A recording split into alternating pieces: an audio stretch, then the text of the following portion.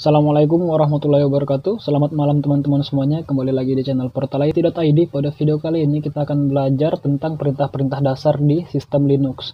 Nah, kenapa kita bilang sistem Linux? Karena perintah-perintah ini bisa kita gunakan di semua distro Linux. Jadi sistem utamanya Linux kita bisa gunakan perintah-perintah ini. Nah, mengapa kita harus belajar perintah atau komen? Jadi ada baiknya sebagai seorang pengguna Linux, kita bisa mengoperasikan komputer kita itu tanpa melakukan sentuhan interface seperti GUI ini. Nah, ini kan kita tinggal klik-klik aja seperti ini, geser-geser. Dengan perintah kita hanya mengatur semuanya berbasis teks. Mengapa kita menyulitkan diri dengan hal itu? Kita bukan menyulitkan diri teman-teman sekalian. Karena sebagian besar sistem kita diatur itu melalui perintah. Jadi apa yang kita lakukan dengan klik-klik seperti ini itu hanya pengganti dari perintah-perintah dasar kita, seperti membuat file, menghapus file, dan itu juga yang akan kita pelajari kali ini di perintah-perintah dasar kita. Nah, buat teman-teman yang menginstal sistem Linux dengan tampilan CLI atau Command Line Interface, yang satu tampilannya itu kalian hanya mengatur komputer kalian dengan perintah atau berbasiskan perintah, tentunya kalian akan belajar tentang perintah-perintah apa saja yang harus kita kuasai di Linux, terutama perintah-perintah dasar atau basic command. Nah, jadi tanpa perlu panjang lebar, kita pasti sudah tahu ya tujuan kita mau ngapain dan di mana kita akan mengeksekusi perintah tersebut kalau misalnya kita menggunakan tampilan GUI seperti ini atau sistem GUI. Nah, kita akan menggunakan aplikasi terminal. Kalau di Windows kita punya command prompt atau CMD, lalu di Linux sendiri kita punya terminal. Di video kali ini kita akan menggunakan sistem operasi Kali Linux yang sudah kita install beberapa pekan yang lalu.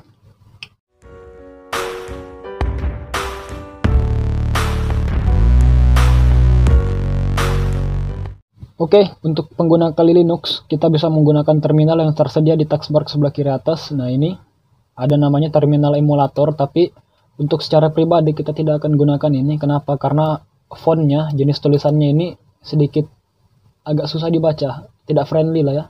Nah, kita akan gunakan yang mana? Di sebagian besar distro Linux, teman-teman, kita bisa menggunakan terminal. Kita bisa mencari dan menemukan terminal di bagian aplikasi. Lalu ada aksesoris, kalau misalnya kalian langsung ketemu kategori aksesoris. Kalau misalnya kalian yang pengguna Kali Linux seperti saya, kita masuk ke kategori usual application. Ingat ya, ini Kali Linux 2020.3. Kemarin sudah ada berita update-nya, rilisnya 2020.4, tapi saya belum baca dan saya juga belum coba. Nah, kita masuk di usual application, lalu pilih aksesoris, dan kita akan temukan Met Terminal. Nah, terminal apapun yang kalian temukan teman-teman, silahkan gunakan itu. Nah, karena secara basis pasti sama, kita menggunakan shell bash pasti di sini ya. Oke, setelah terminal terbuka seperti ini, apa yang akan kita lakukan? Kita tidak akan langsung lompat ke pembelajaran tentang perintahnya teman-teman sekalian. Kita terlebih dahulu akan mempelajari apa maksud dari indikator ini. Ini bukan indikator sih sebenarnya namanya, tapi saya lupa ya. Nah, kita akan belajar memahami dulu ini maksudnya apa yang ada di sini. Nah, jadi teman-teman kita sebut saja indikator ini ya. Indikator ini terbagi menjadi 4 blok, 4 seksi atau 4 section. Seksi pertama yaitu ini, di sebelum tanda add, ini adalah username dari akun yang kita gunakan untuk login ke sistem Linux kita. Lalu setelah tanda add, ada hostname atau nama mesin kita. Nah, nama mesin atau hostname ini sudah kita atur ketika kita melakukan konfigurasi instalasi Kali Linux-nya. Kita juga bisa ubah kok sebenarnya. Tapi untuk saya pribadi, saya akan biarkan namanya seperti ini, sudah keren ya sistem. Lalu setelah itu, setelah tanda titik 2, juga ada tanda. Nah, kalian lihat ini, garis bergelombang. Ini kita sebutnya tilde. Nah, kita sebutnya garis bergelombang aja. Kalau bilang tilde, sok bahasa Inggris kayaknya. Entah itu pengucapannya sudah benar atau belum. Nah, garis bergelombang ini maksudnya apa? Ini adalah tempat kita sekarang. Terminal kita ini terbuka di lokasi Linux mana, di lokasi yang mana. Jadi lokasi ini untuk sekarang kan garisnya bergelombang seperti ini, garis gelombang. Maksudnya itu apa? Di sistem Linux teman-teman, garis bergelombang seperti ini untuk alokasi tempat itu berarti home folder atau folder rumah dari akun kita. Nah, di sistem Linux setiap user atau bahkan root itu punya home foldernya masing-masing. Kita akan buka file manager kita. Nah, kita akan pergi ke file system. Kita akan belajar dulu tentang lokasi di Linux. Nah, kita lihat di sini, ini merupakan lokasi terluar dari sistem Linux. Kita sudah tidak bisa pergi lebih jauh. Nah, lihat, ini tanda slash ini merupakan lokasi terluar dari sistem Linux. Kalau misalnya di Windows kita punya partisi-partisi, anggap saja yang slash ini sebagai partisi C-nya. Nah, di partisi C ini, di partisi C maksudnya, ini ada yang sebut master location, ada yang sebut root location, ada juga yang bilang lokasi induk. Nah, kita akan sebutnya master location saja. Nah, di master location ini terdapat banyak sekali folder, mulai dari bin, boot, dev, etc., home, lib, mnt, opt. Nah, semua folder ini merupakan lokasi yang mengatur bagaimana sistem Linux kita berjalan, tentunya dengan fungsi mereka yang masing-masing. Nah, untuk folder home sendiri, untuk user, tingkatan user, kita foldernya ada di sini. Di master location kita masuk ke folder home. Nah, setiap user yang dibuat akan punya foldernya masing-masing di sini. Nah, akun saya Rizky punya folder rumah atau folder home namanya juga Rizky. Kita buka. Nah, kalau di ini kita lihat ada ini folder pribadi saya. Nah, tunggu. Oke, sudah pergi dia. Nah, ini folder pribadi saya, lalu ada desktop, dokumen, downloads, music, pictures, public, template, video. Ini tidak jauh berbeda dengan kalau di Windows kan kita kenalnya ini di dalam folder users ya. Di C, users, lalu nama usernya inilah dia. Nah, jadi seperti itu. Untuk ini lokasi rumah dari akun saya, akun Rizky ini. Nah, untuk root sendiri dia di mana? Kalau akun root, ini kan akun user semua di dalam sini. Kalau akun root yang tingkatannya root, dia akan ada di sini. Ini root utama. Nah, lihat root folder. Kita tidak bisa mengakses ini, sudah dilihat ada ikonnya itu. Kenapa? Karena ini bukan milik kita dan kita dilarang untuk mengaksesnya. Kalau root dia bebas mengakses manapun, ya namanya juga root kan, super user lah dia. Oke, kalau kita coba buka kita akan gagal untuk membukanya. Nah, jadi lokasi home dari akun kita ada di /home, lalu nama user kita Rizky. Inilah dia lokasi folder rumah kita. Nah, tanda ini garis bergelombang atau tilde ini merupakan singkatan atau ringkasan dari jalur /home lalu nama kita tadi. Nah, ini yang nama ini di dalam terminal dia diringkas menjadi garis bergelombang. Nah, setelah membaca itu, seksi keempat atau bagian keempat dari indikator ini adalah tanda dolar. Tanda dolar ini maksudnya apa? Ini merupakan jenis atau tingkatan dari akun kita. Kalau akun kita tingkatannya hanya sebatas user biasa, kita akan mendapatkan indikasi dengan tanda dolar. Kalau misalnya kita masuk dengan akses root atau login sebagai root, atau akun user yang punya kekuatan root seperti masuk di sudo group, ketika kita memiliki akses setingkat dengan root, kita akan mendapatkan tandanya seperti pagar, seperti itu. Bukan seperti pagar sih, memang pagar ya. Kalau misalnya user dia dolar, tingkatan root dia pagar. Oke, setelah kita membaca indikator ini, maksudnya apa? Kita sudah mengerti ya.